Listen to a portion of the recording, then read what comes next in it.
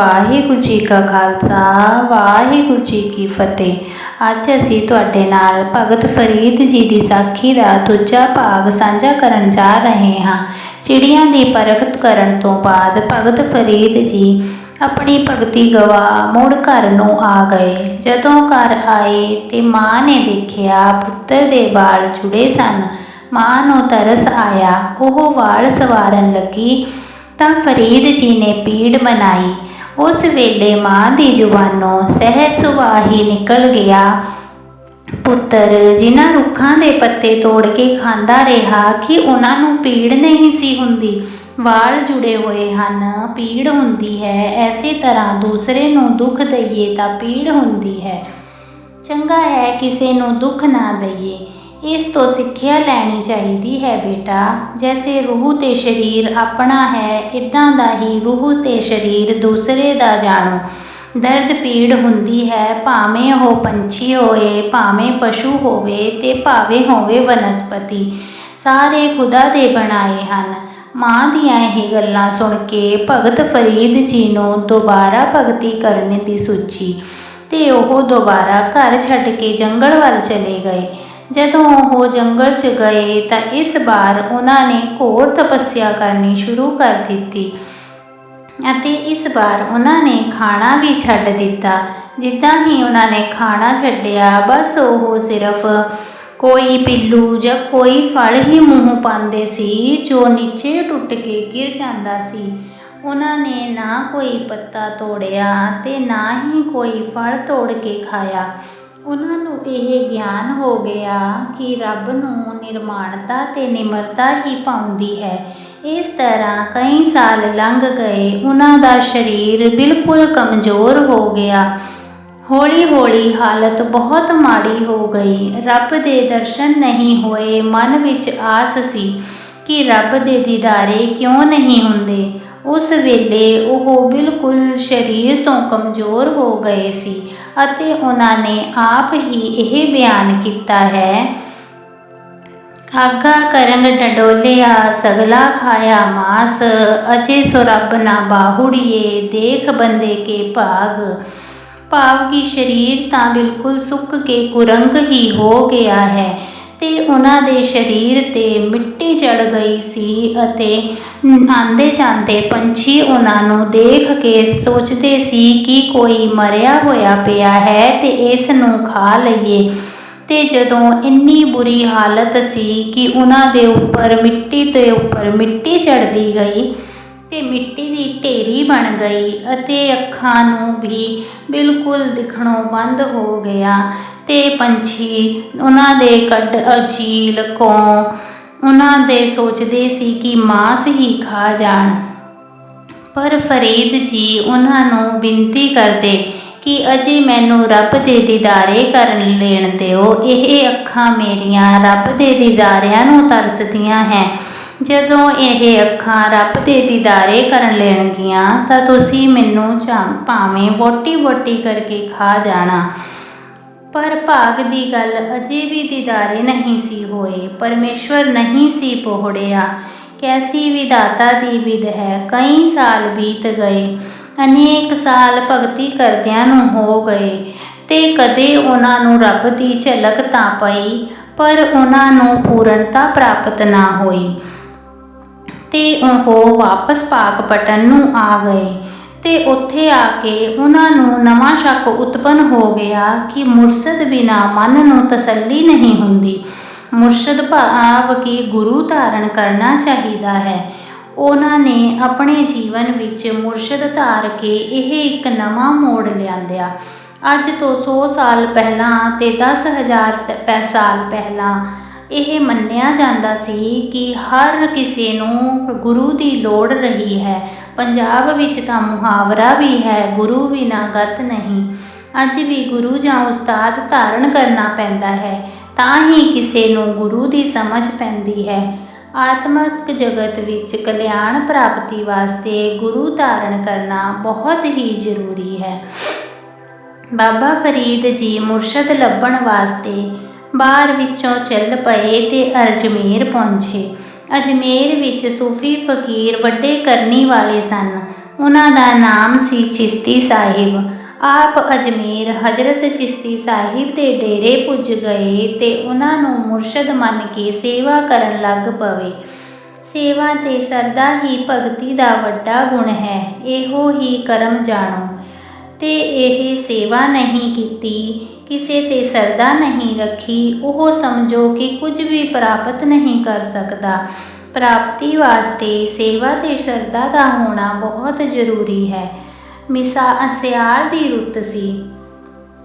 ਸੇਵਾ ਮਿਲੀ ਸੀ ਮੁਹੰਮਦ ਚਿਸ਼ਤੀ ਦੀ। ਸੇਵਾ ਮਿਲੀ ਸੀ ਗਰਮ ਪਾਣੀ ਨਾਲ 2 ਵਾਰ ਮੁਰਸ਼ਦ ਨੂੰ ਇਸ਼ਨਾਨ ਕਰਾਉਣ ਦੀ, ਆਪ ਹੀ ਅੱਗ ਬਾਲਣੀ ਤੇ ਆਪ ਹੀ ਪਾਣੀ ਗਰਮ ਕਰਨ ਦੀ। ਤੇ ਇਹ ਐਸਾ ਸਬੱਬ ਬਣਿਆ ਇੱਕ ਦਿਨ ਕਿ ਸਾਰਾ ਦਿਨ ਹੀ ਮੀਂਹ ਵਰਦਾ ਰਿਹਾ। ਮੀਂਹ ਵੀ ਐਸਾ ਕਿ ਪਰਲੋਂ ਦੀ ਹੀ ਨਿਆਈ ਸੀ। ਅੱਗ ਦੇ ਧੂਏਂ ਸਾਰੇ ਬੁਝ ਗਏ। ਫਰੀਦ ਜੀ ਨੂੰ ਫਿਕਰ ਲੱਗਾ ਕਿ ਉਹ ਤੜਕੇ ਅੱਗ ਕਿਵੇਂ ਬਾਲਣਗੇ। ਉਸ ਵੇਲੇ ਡੱਬੀਆਂ ਨਹੀਂ ਸਨ ਹੁੰਦੀਆਂ ਤੇ ਅੱਗ ਨੂੰ ਦਬਾ ਕੇ ਰੱਖਣਾ ਪੈਂਦਾ ਸੀ, ਪਰ ਮੀਂਹ ਕਰਕੇ ਅੱਗ ਨਹੀਂ ਬਚ ਸਕੀ। ਅੱਗ ਸਾਂਭ ਕੇ ਰੱਖਣੀ ਪੈਂਦੀ ਸੀ। ਬਾਬਾ ਫਰੀਦ ਜੀ ਡੇਰੇ ਤੋਂ ਚੱਲੇ। ਮੀਂਹ ਵਰ ਰਿਹਾ ਸੀ ਤੇ ਬਾਜ਼ਾਰ ਵਿੱਚ ਚਿੱਕੜ ਸੀ। ਉਹਨਾਂ ਨੇ ਮੀਂਹ ਤੇ ਚਿੱਕੜ ਦੀ ਕੋਈ ਪਰਵਾਹ ਨਾ ਕੀਤੀ। ਬੁੱਕਲ ਵਿੱਚ ਟਿੰਡ ਲੈ ਕੇ ਕੰਬਲ ਦੀ ਬੁੱਕਲ ਮਾਰ ਕੇ ਚੱਲ ਪਵੇ।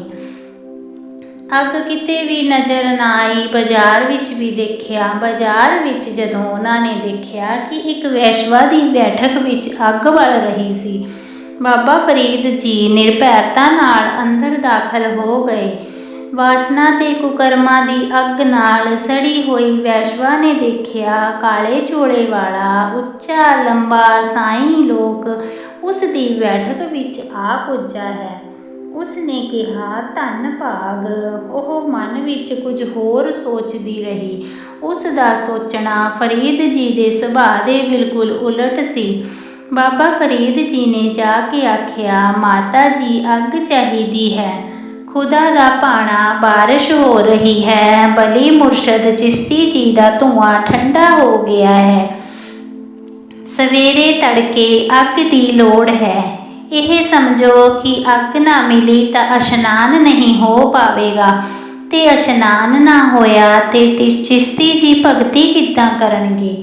ਇਹ ਜ਼ਰੂਰੀ ਹੈ। ਕਿਰਪਾ ਕਰੋ ਮੈਨੂੰ ਅੱਗ ਦੇ ਦੇਵੋ। ਇਹ ਸੁਣ ਕੇ ਮੰਦਭਾਗਣ ਤੇ ਕੁਕਰਮਣ ਵੈਸ਼ਵਾ ਹੱਸ ਪਈ। ਪੀਰ ਜੀ ਦੇ ਧੂਏ ਵਾਸਤੇ ਅੱਗ ਦੀ ਲੋੜ ਹੈ। ਠੀਕ ਹੈ, ਵੈਸ਼ਵਾ ਕਹਿਣ ਲੱਗੀ, ਪਰ ਮੈਨੂੰ ਵੀ ਤਾਂ ਲੋੜ ਹੈ। ਬਾਬਾ ਫਰੀਦ ਜੀ ਕਹਿਣ ਲੱਗੇ, ਮਾਤਾ ਜੀ ਤੁਹਾਨੂੰ ਕਿਸ ਚੀਜ਼ ਦੀ ਲੋੜ ਹੈ। ਵੈਸ਼ਵਾ ਕਹਿਣ ਲੱਗੀ, ਸਾਈਂ ਲੋਕ ਮੈਨੂੰ ਤੁਸਾਂ ਦੀ ਲੋੜ ਹੈ। ਬਾਬਾ ਫਰੀਦ ਜੀ ਸਹਿਜ ਸੁਭਾਅ ਕਹਿਣ ਲੱਗੇ, ਮਾਤਾ ਮੇਰੀ ਲੋੜ ਕਿਉਂ ਹੈ। ਵੈਸ਼ਵਾ ਕਹਿਣ ਲੱਗੀ, ਤੁਸਾਂ ਦਾ ਸਰੀਰ ਬੜਾ ਹੀ ਸੁੰਦਰ ਹੈ। ਅੱਖਾਂ ਮੈਨੂੰ ਬਹੁਤ ਹੀ ਪਿਆਰੀਆਂ ਲੱਗੀਆਂ ਹਨ। ਹਾਂ, ਤੁਹਾਨੂੰ ਇੱਕ ਸ਼ਰਤ 'ਤੇ ਅੱਗ ਮਿਲ ਸਕਦੀ ਹੈ। ਅਗਰ ਤੁਸੀਂ ਆਪਣੇ ਸਰੀਰ ਦਾ ਕੋਈ ਹਿੱਸਾ ਅੰਗ ਮੈਨੂੰ ਦੇ ਦੇਵੋ। ਹੋਰ ਨਹੀਂ ਤਾਂ ਅੱਖ ਦਾ ਡੇਲਾ ਹੀ ਦੇਣਾ ਪਵੇਗਾ, ਨਹੀਂ ਤਾਂ ਮੈਂ ਅੱਗ ਨਹੀਂ ਦੇਵਾਂਗੀ। ਬਾਬਾ ਫਰੀਦ ਜੀ ਕਹਿਣ ਲੱਗੇ, ਡੇਲਾ ਲੈ ਲਓ ਮਾਤਾ ਜੀ, ਪਰ ਅੱਗ ਦੇਣ ਤੋਂ ਮਨਾ ਨਾ ਕਰੋ। ਮੈਨੂੰ ਅੱਗ ਜ਼ਰੂਰ ਚਾਹੀਦੀ ਹੈ, ਨਹੀਂ ਤੇ ਮੇਰੀ ਮੁਰਸ਼ਦ ਦੀ ਭਗਤੀ ਵਿੱਚ ਖਲਨ ਹੋ ਜਾਵੇਗਾ। ਬਾਬਾ ਫਰੀਦ ਜੀ ਵੈਸ਼ਵਾ ਨੂੰ ਅੱਖ ਕੱਢਣ ਕੇ ਦੇਣ ਲਈ ਤਿਆਰ ਹੋ ਗਏ। ਉਹਨਾਂ ਨੇ ਚਾਕੂ ਤੇਜ਼ ਲਿਆ ਤੇ ਅੱਖ ਕੋਲ ਲਾਣ ਹੀ ਲੱਗੇ ਸੀ। ਹੌਸਲਾ ਵੀ ਪਾ ਲਿਆ, ਪੱਕਾ ਲੱਗਾ ਤੇ ਅੱਖ ਵਿੱਚ ਕੱਢਣ ਲੱਗ ਪਏ। ਵੈਸ਼ਵਾ ਇੱਕਦਮ ਇਹ ਦੇਖ ਕੇ ਹੈਰਾਨ ਹੋ ਗਈ। ਉਸਨੂੰ ਧੱਕਾ ਲੱਗਿਆ ਤੇ ਪਿੱਛੇ ਨੂੰ ਡਿੱਗ ਪਈ, ਪਰ ਉਹਨਾਂ ਦੀ ਅੱਖ 'ਚ ਜ਼ਖਮ ਹੋ ਗਿਆ। ਵੈਸ਼ਵਾ ਨੇ ਲੀੜੇ ਪਾੜ ਕੇ ਪੱਟੀ ਬੰਨ੍ਹ ਦਿੱਤੀ ਤੇ ਖਿਮਾ ਮੰਗੀ। ਉਸ ਦਾ ਕਲੇਜਾ ਵੀ ਕੰਬ ਪਿਆ। ਉਸ ਦੇ ਜੀਵਨ ਨੇ ਪਲਟਾ ਖਾ ਲਿਆ। ਬਾਬਾ ਫਰੀਦ ਜੀ ਅੱਗ ਟਿੰਡ ਵਿੱਚ ਪਾ ਕੇ ਡੇਰੇ ਪਹੁੰਚੇ। ਰਾਹ ਵਿੱਚ ਤਿਲਕਣ ਵਿੱਚੋਂ ਡਿੱਗਣੋਂ ਬਚਦੇ ਗਏ। ਨੇਮ ਅਨੁਸਾਰ ਉਹਨਾਂ ਨੇ ਤੜਕੇ ਉੱਠ ਕੇ ਅੱਗ ਬਾਲੀ। ਅੱਗ ਬਾਲੀ, ਪਾਣੀ ਗਰਮ ਕੀਤਾ, ਮੁਰਸ਼ਦ ਨੂੰ ਇਸ਼ਨਾਨ ਕਰਾਇਆ ਤੇ ਜਦੋਂ ਲੀੜੇ ਪਾ ਚੁੱਕੇ ਤਾਂ ਜਾਣੀ ਜਾਣ ਮੁਰਸ਼ਦ ਨੇ ਬਾਬਾ ਜੀ ਨੂੰ ਆਖਿਆ, ਫਰੀਦ ਜੀ, ਅੱਖ ਤੇ ਪੱਟੀ ਕਿਉਂ ਬੰਨੀ ਹੈ? ਆਪ ਜਾਣੀ ਜਾਣ ਹੋ, ਮੈਂ ਕੀ ਦੱਸਾਂ, ਫਰੀਦ ਜੀ ਨੇ ਆਖਿਆ। ਫਰੀਦ ਜੀ ਨੇ ਹੱਥ ਜੋੜ ਕੇ ਉੱਤਰ ਦਿੱਤਾ, ਝੂਠ ਵੀ ਬੋਲਣਾ ਨਹੀਂ ਸਨ ਚਾਹੁੰਦੇ ਔਰ ਸੱਚ ਆਖਣ ਤੋਂ ਵੀ ਝਿਜਕਦੇ ਸਨ। ਪੱਟੀ ਖੋਲ੍ਹ ਦੇ, ਮੁਰਸ਼ਦ ਨੇ ਕਿਹਾ। ਫਰੀਦ ਜੀ ਨੇ ਪੱਟੀ ਖੋਲ੍ਹੀ ਤਾਂ ਅੱਖ ਉੱਤੇ ਜ਼ਖਮ ਵੀ ਕੋਈ ਨਹੀਂ ਸੀ। ਜ਼ਖਮ ਵੀ ਠੀਕ ਹੋ ਗਿਆ, ਅੱਖ ਵੀ ਜਿਉਂ ਦੀ ਤਿਉਂ ਹੀ ਸੀ।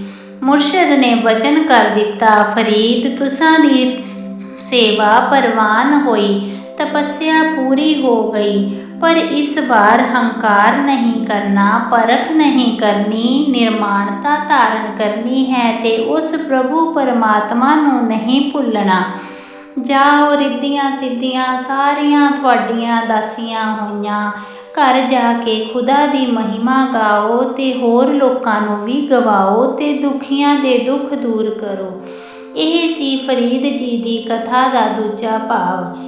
ਤੇ ਇੱਦਾਂ ਹੀ ਭਗਤੀ ਕਰਨ ਨਾਲ ਉਹ ਖੁਦਾ ਸਾਡੇ 'ਤੇ ਖੁਸ਼ ਹੁੰਦਾ ਹੈ। ਬਸ ਇਹ ਹੈ ਕਿ ਸਾਨੂੰ ਦੂਜਿਆਂ ਦੇ ਦੁੱਖਾਂ ਨੂੰ ਆਪਣਾ ਦੁੱਖ ਜਾਣ ਲੈਣਾ ਚਾਹੀਦਾ ਹੈ, ਦੂਸਰਿਆਂ ਨੂੰ ਦੁੱਖ ਨਹੀਂ ਦੇਣਾ ਚਾਹੀਦਾ। ਤੇ ਇੱਦਾਂ ਦੀਆਂ ਹੀ ਹੋਰ ਕਥਾਵਾਂ ਸੁਣਨ ਲਈ ਸਾਡੇ ਚੈਨਲ ਨੂੰ ਸਬਸਕ੍ਰਾਈਬ ਕਰੋ ਤੇ ਲਾਈਕ ਸ਼ੇਅਰ ਕਰਨਾ ਨਾ ਭੁੱਲਣਾ। ਵਾਹਿਗੁਰੂ ਜੀ ਕਾ ਖਾਲਸਾ, ਵਾਹਿਗੁਰੂ ਜੀ ਕੀ ਫਤਿਹ।